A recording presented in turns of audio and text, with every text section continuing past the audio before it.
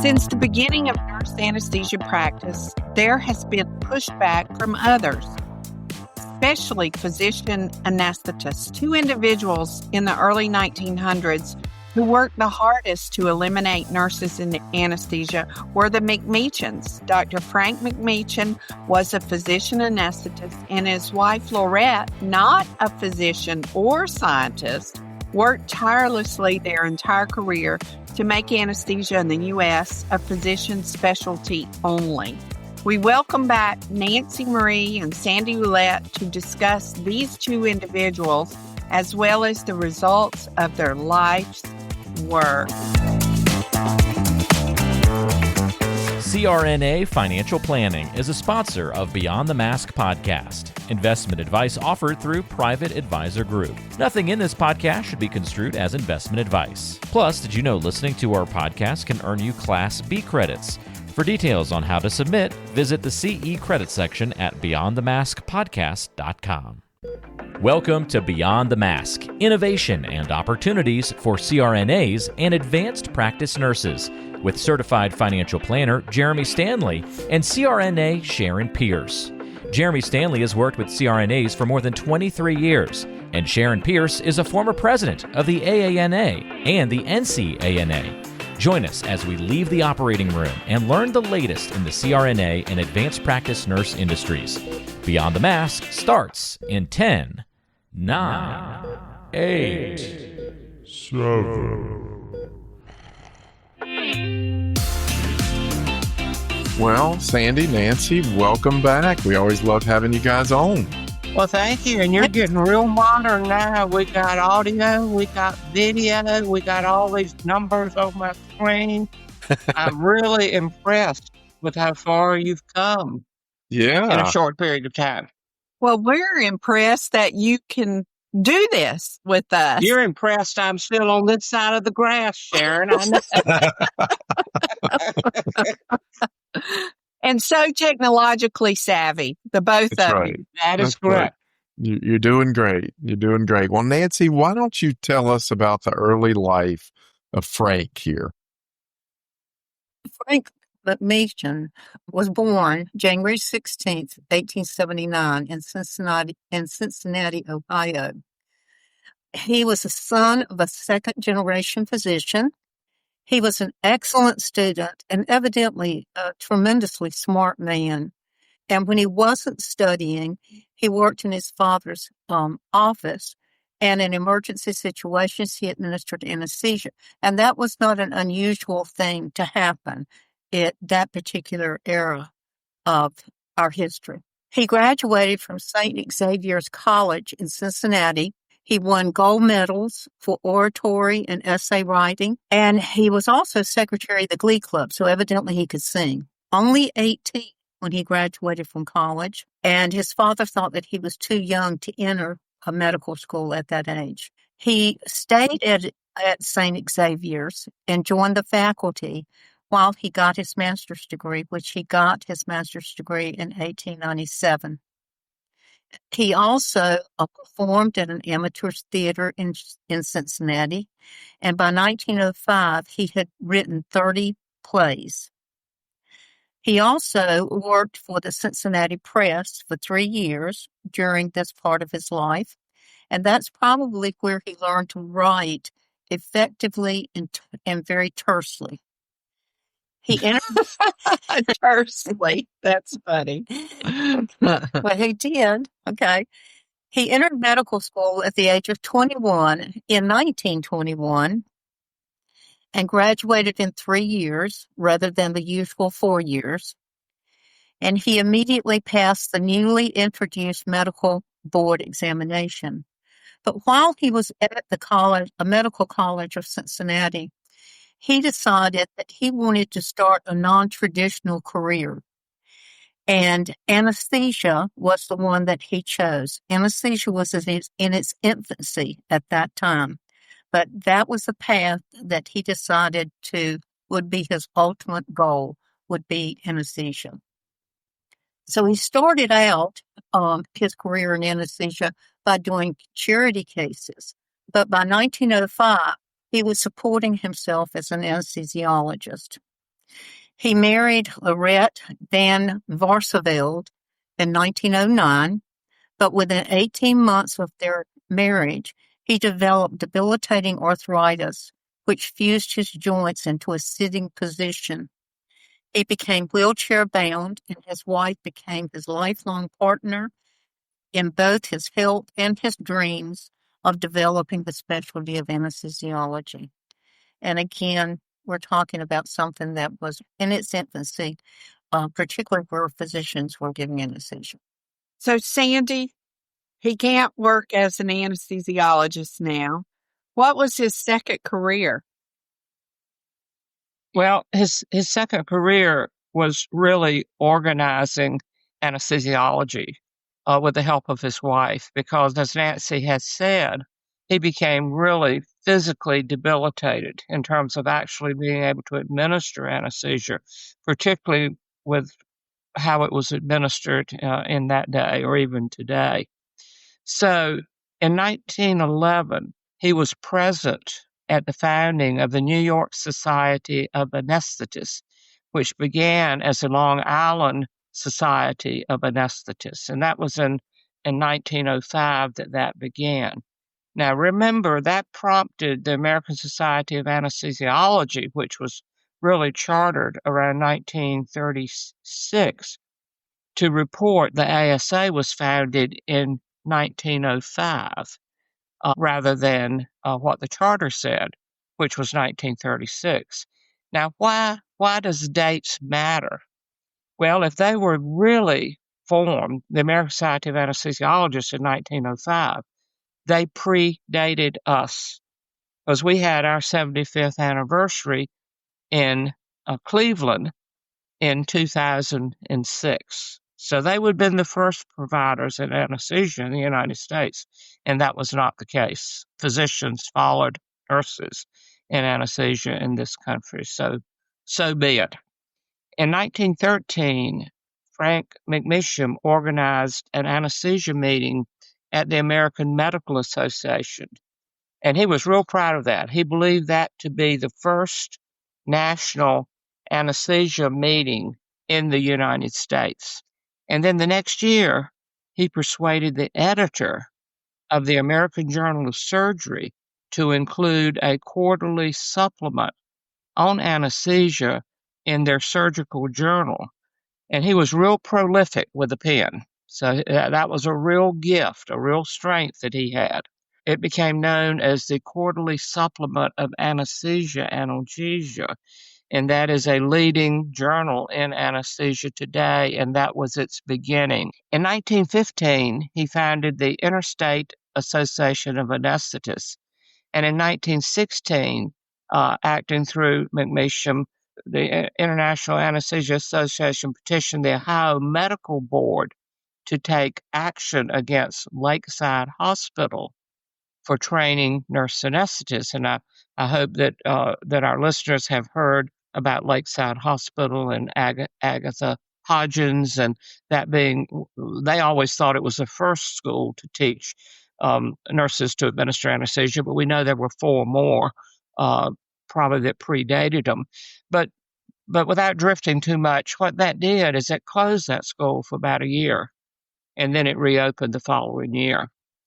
So between 1921 and 1926, he organized regional groups of physician anesthetists.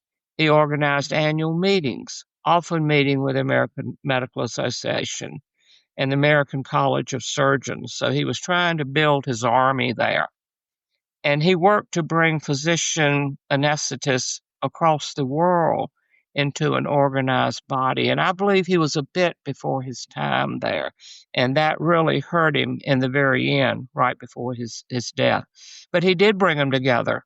And that body today is known as WFSA, the World Federation Society of Anesthesiologists, which in fact was before our International Federation of Nurse Anesthetists, which was formed June 10th in 1989, the year I served as ANA president. So one of the things I want you to think as we move along, everywhere they went, chaos followed. It's like living in the United States today. It was a mess for nurse anesthetists that followed everywhere they went. So Sandy brought up the mess, and obviously there was additional work done by the McMechans for physician certification. Can we talk about that a little bit? Yeah. In his effort to promote physician-only anesthesia, which he definitely wanted that, but Machen recognized the need for physician certification on anesthesia. Certification was also needed to preserve the professional gains that the specialty had made or that he felt they had made during the 1920s. And of course, during the 1920s was really when the friction between nurse anesthesia and anesthesiologists really got hot. And I've always felt that it was because it was during the Depression. Money was not readily available. Jobs were not readily available. And so it just really became kind of a fire between the two. And it hasn't cooled since. No, no, unfortunately, no. But McMechans was approached by the AMA regarding certification, but his vision was different from the AMA. The AMA wanted it to be within the United States, where McMechans wanted it to be a worldwide certification, international certification for any physician who specialized in anesthesia. So they kind of parted ways at that point. He went his way and AMA went their way as far as the certification went. And it really hurt him, didn't it, Nancy? Yes, it did. It was the beginning of his downfall, really, before his death, because he died before 1940. Yeah. Yes. In 1933, McMechans formed the International College of Anesthetists, and he sent applications to physicians interested in his certification. However, the criteria was undermined by a committee, which I assume the committee was helping him form this organization, and what changes they made devalued the process. So, and also initially, physicians who worked with anesthetists could not join this association or get this certification. The college was very popular, however, particularly internationally, and many physicians added FICA after their names because they had become fellows of the International College of Anesthetists. In the United States, the AMA did not sanction this certification, and it did not have a lot of standing in the United States. So eventually, an organization not associated with Frank McMechan took the lead in physician certification in the United States, and it was the New York Society of Anesthetists, and this was one of the very few organizations that Frank McMechan didn't have under his thumb, because Dr. McMechan had been very, very active and starting societies in each state in the United States. And so he had a lot of power, and he usually handled all the business of all of these societies. But he did not have control of the New York Society of Anesthetists. So on February 13th, 1936, the NYSA changed its name to the American Society of Anesthetists, and it eventually became the American Society of Anesthesiologists. In the fall of 1939, the American Board of Anesthesiology was incorporated. Its first exam was offered in March of the next year, and Dr. McMechan was weakened physically by his arthritis and politically, and he died on June 29, 1939, less than a year after the incorporation of the American Board of Anesthesiology.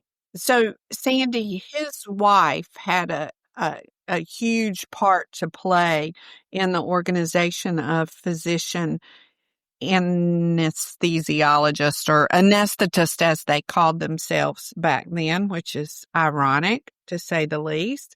But what did his lovely wife Laurette do?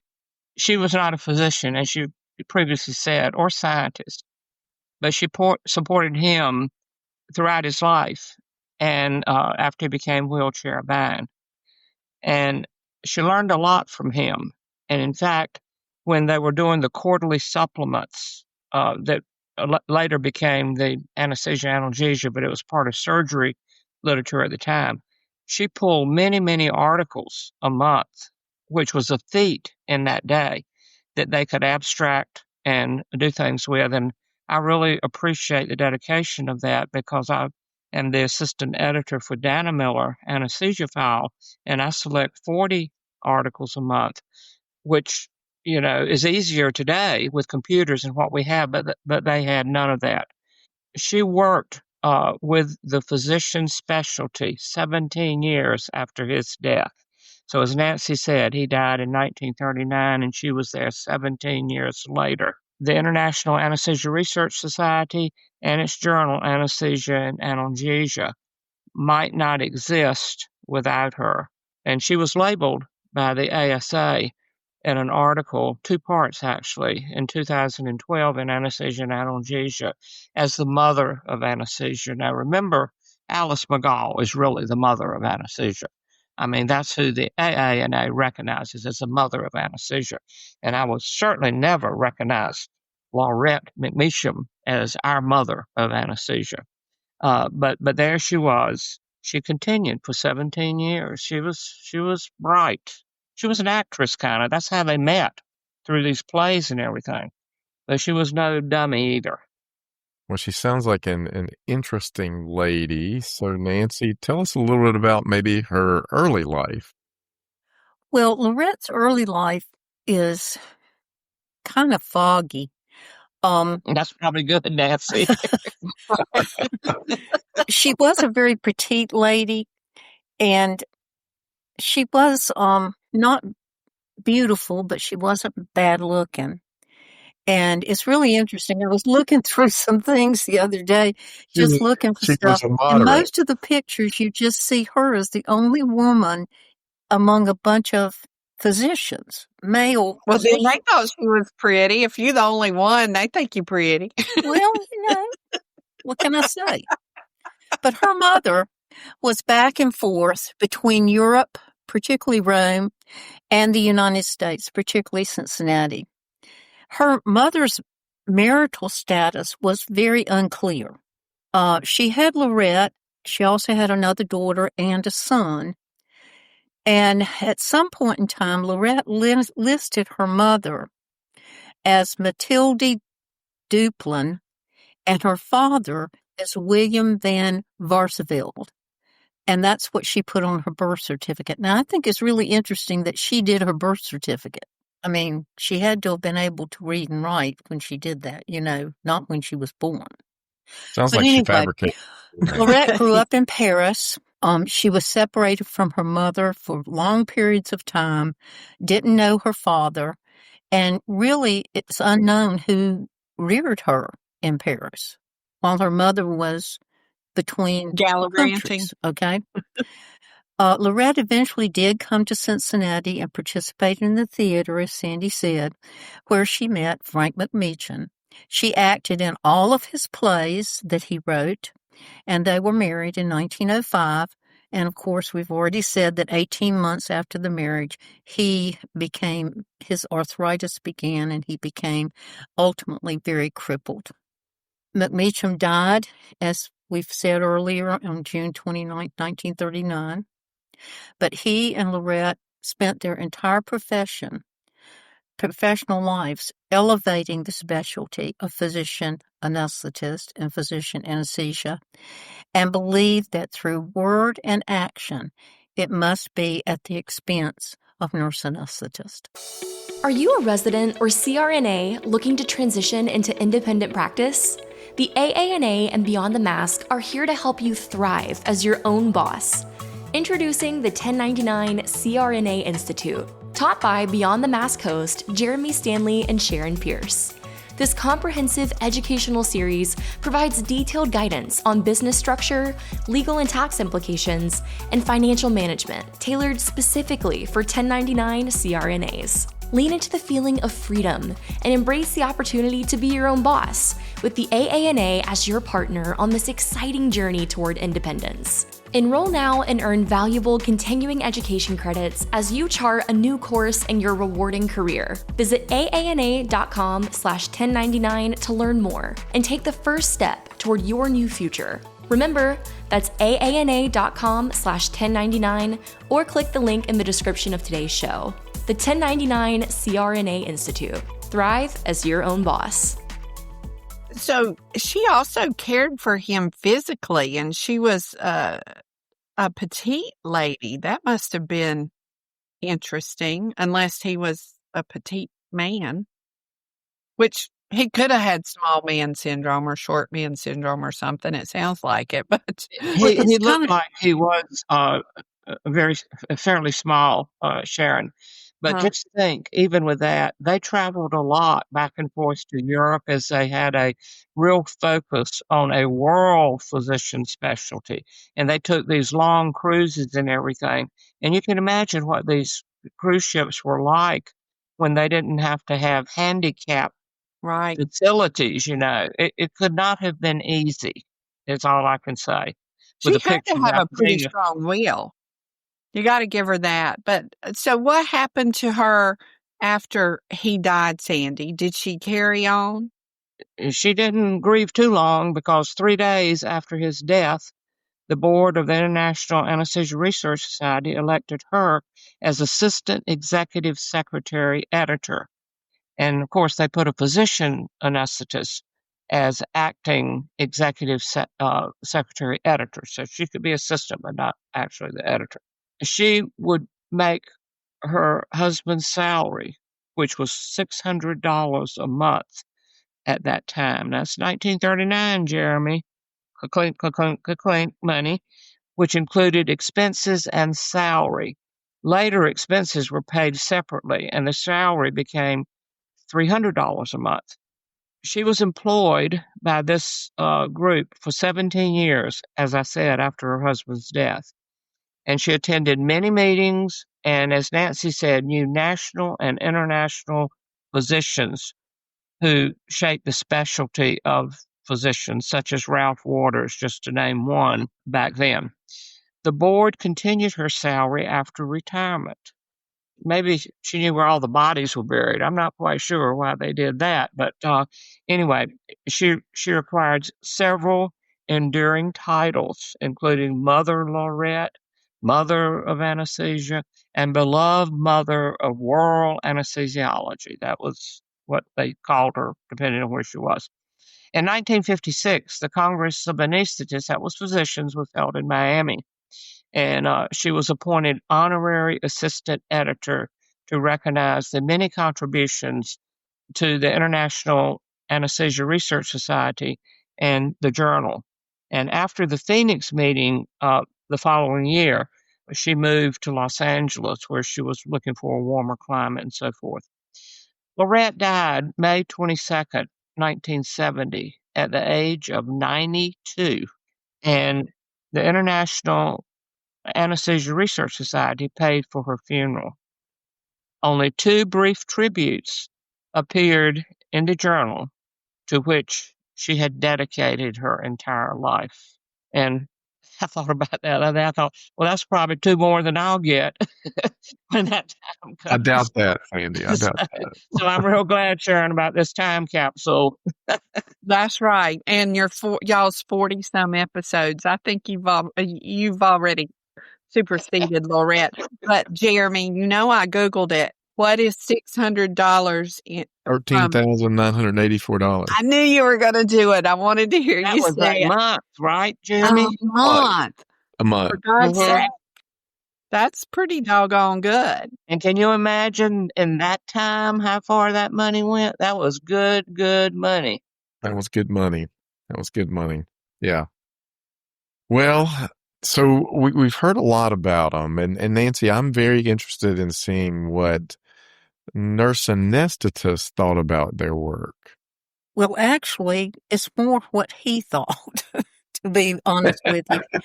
Well, I think nurse anesthetists realized that he was extremely pro physician and very anti-nurse anesthetist.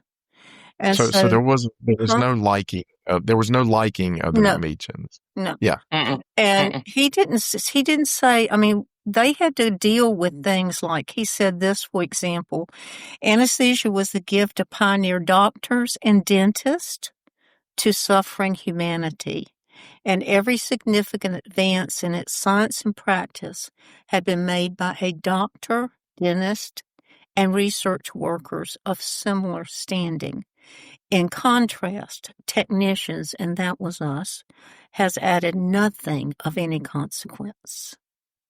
So, he was very inflammatory about us. He also said that anesthetics are among the most potent and dangerous drugs used in the practice of medicine. The dose of inhaled anesthesia cannot be prescribed in advance, but must be determined from moment to moment in its administration.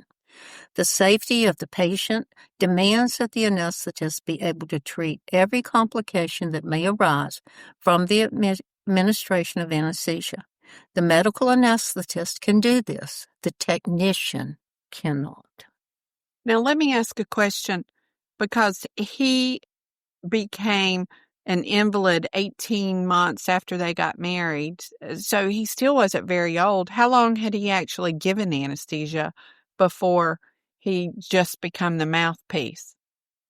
How many years was that? I would say not long, other than when he helped his father at home, and I don't know how active he was as a young teenager or, later teens doing that.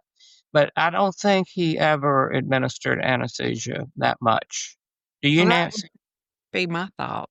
In everything I've read, I haven't found anything that has said exactly when he had to stop practicing as a physician. But like Sandy said, I can imagine that he was very old, because he wasn't that old when he got married, for example, and he developed the disease just 18 months later, and it evidently really debilitated him quite rapidly. I think it said he graduated from medical school when he was 21, so he was born in 1879. So he went to medical school at 21, so that would have been 1900. So 1903 he graduated. So he married her in 1909. So he had done it for maybe 5 or 6 years, it sounds like. Yeah, I would No, think. he graduated from medical school when he was 21, in 1921. Oh, okay. I thought he went to medical school. No. Well, no, you're right. He did. I'm sorry. You are right about that. And he graduated 3 years later, which would have been 24. So maybe 5 or 6 years then, max. So, yeah, good point. Good point. I don't think they had residencies and stuff like that at that time. He did have some very good quotes about it that are very accurate about it being the most poisonous and dangerous. He's got that part down, but it's really dramatic. So I go back to what Sandy said earlier. He was in the theater, so I'm sure he was absolutely fascinating and riveting to listen to. And a good writer. A good writer and good deliverer of all of this. He had great wasn't a really good-looking man, though. Well, then they matched. Well, I mean, you usually think about actors being, good-looking men. Oh, no, really? No, not all of them. It was a community theater, Nancy. It wasn't the silver screen. Well, I know, but still, Well, he wasn't all that good-looking. What else did he say about us, Nancy? He wasn't very nice about us, was he? He said, "My license to practice has always meant a personal property right to me, and the experience of 30 years in anesthesia has convinced me that anesthesia must be limited to licensed and qualified physicians to achieve its destiny." He also felt it imperative that the Medical Practice Act of each state be amended to abolish the present menace of the nurse anesthetist. And that medical associations should question the ethical standards of those surgeons who persist in employing lay anesthetists in the presence of competent, licensed practitioners. And in July 1915, he wrote, "The nurse anesthetist must go because she is unlicensed And because her employment is as much an economic, there you got it, okay, economic That's crisis what it was all against the about. profession and public as fee splitting. See, it And it all comes hasn't down to changed the very money. much, has it? When you get to the very bottom of it, It's the the money. money. So Sharon, the answer is money. What was the question? But Yeah. anything, everything. What Jeremy says all the time. The Oh, answer gosh. is money. What was the question? Wow. Wow. That's some pretty harsh stuff. So he was laying the groundwork all those years ago, and the messaging has been very similar ever since. But Sandy, as we kind of wrap this up, what are some closing thoughts you have about the McMechans? And keep it clean, please. I will. Well, some people ask me sometimes, do you ever think there'll be a time where it will be complete calm between the AANA and the ASA? And I think to myself, if we can't even agree on who the mother of anesthesia is after almost 100 years, there will always be friction with two people doing the same thing and expecting the same outcome. The brain doesn't know what provider gave the propofol. And there's not another area in medicine or nursing where two people share a common set of practice standards. And so, no, it won't be the same. And so they tried. Their life's work was to eliminate nurse anesthetists from the United States, and they failed. They failed miserably. But everywhere they went, as I said earlier, they created a firestorm. And it was our pioneers and Frank versus South in 1917, followed by the Dagmar Nelson trial in 1934, which legally solidified the practice of nurses to administer anesthesia in the United States. And I've often said, our gun used to say, we're both better because we both exist. I think that we are better because we have had a history, a life history of having to fight the battles, and it's only made us stronger. Now, we're recognized today as one of 4 advanced practice nurse practitioners, APRNs, in the United States. And the consensus model that was published in 2008, it may have been revised a little bit since then, recognized just 4 groups. That would be nurse midwives, the CRNA, nurse specs, and nurse practitioners.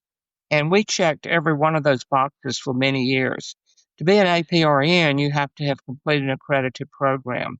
We have had accreditation since 1952 and was approved by the U.S. Office of Education in 1955. You have to pass the national certification exam.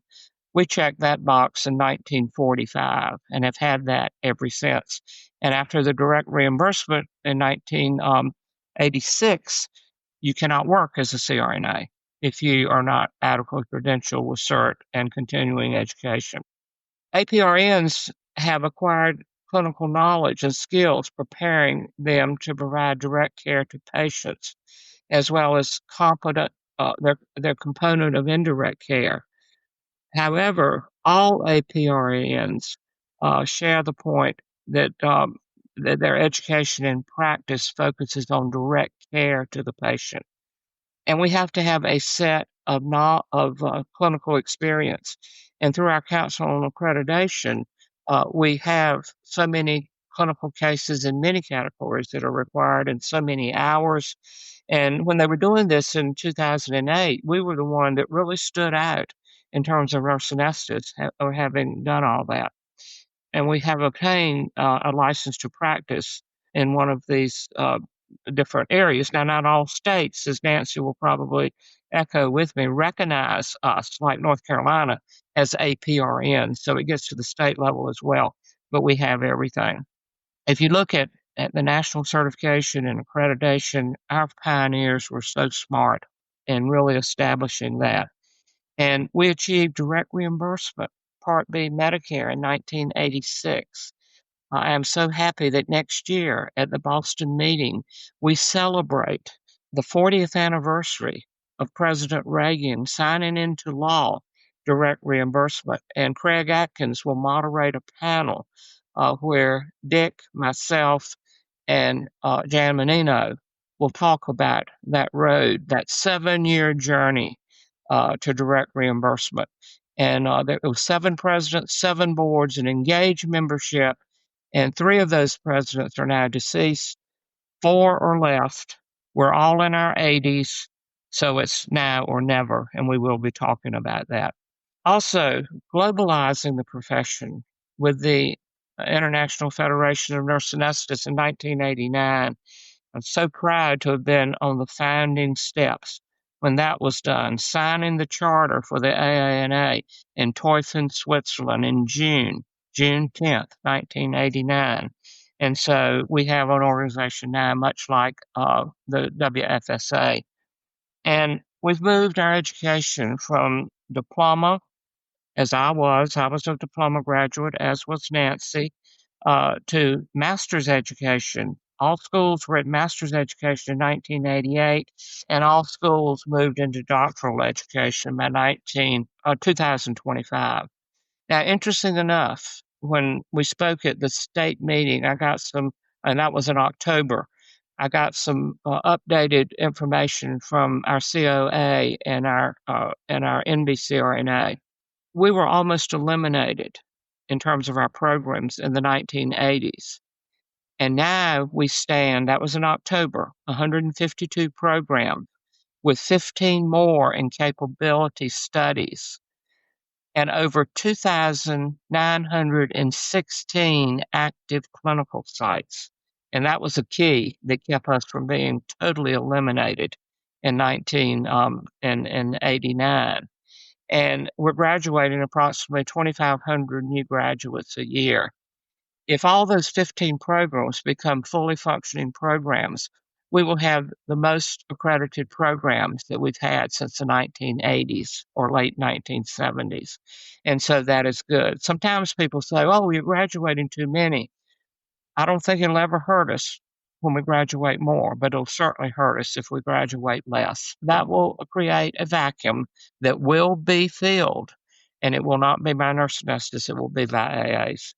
So as we approach our 100th anniversary, folks, that's not far off, and I'm inviting everyone listening to this, mark your calendar 2031 today to be there. We have so much to be proud of, but must always remain vigilant, because what is given can be unexpectedly taken away, and we have to protect this specialty. We have to prepare our CRNA soldiers to help preserve the gift of those that went before us. And I'm telling you, if we think all this reimbursement is going to be forever, this administration, I don't know all the details, but apparently it has declassified nursing as a profession. You heard that, didn't you, Sharon? I did. And I'm hearing it too. Well, it doesn't take a stretch to say, oh, by the bureaucrats, if they're not professionals, why are they in Part B Medicare being paid direct reimbursement? It can change in a heartbeat, and we need to be ready. And you need to All know of us. the history, and that's why we embarked on this. And you alluded to the fact earlier that we can't agree on who the mother of anesthesia is. And I went back, and the anesthesiologist did a multi-series of who gave the first anesthesia. And so we had an answer to that, and it was episode 167, and it aired February 10th, 2022, In Search of the First Anesthetist. Now, I'm not going to give it away, but who was the first anesthetist, and it is told at the end of that podcast. So you need to go and listen to episode 167, and it will be revealed who gave the first anesthetic. And with that, Jeremy, why don't you bring us home, buddy? Yeah, no, good stuff. I mean, obviously it's just a reoccurring trend of stuff we've heard before. Somebody tries to tear the CRNA community down. The CRNA community remains vigilant. As Sandy, you just said, I mean, that's something that if they don't know the history of where we've been, then it can happen again in the future. And if they don't understand that part of it, the likelihood of winning in the future is not good. So, always things changing, always keep up to date with what's going on, but also what's happened in the past. That's why this historical series is so important. So, Sandy, Nancy, thank you as always. You guys are doing a wonderful job with this. 40 some episodes when we started this. I mean, nobody thought that we would continue this as the magnitude that we have. You two have embraced technology. You've gotten so much better doing this. I mean, I'm just proud. Better anyway. I'm proud of both of you. I mean, this is it's a lot of work and it's not easy, but you both have just taken it by the horns and done a great job. So thank you. And thank you for all that you've done throughout your entire lives. Both of you have dedicated your entire lives, like Sharon, to this community to make it better. So see, their reasoning was different than mine. Their reasoning was for the profession, and mine was for fear of both of them coming after me if I didn't do well. It would have been surprising to find out which would run the fastest to get. Your name in high school, I know what your nickname was, and it was Giselle. So I know that you would have called me very easily. All right, ladies. And on that note, Sharon, I'm going to say it's a wrap.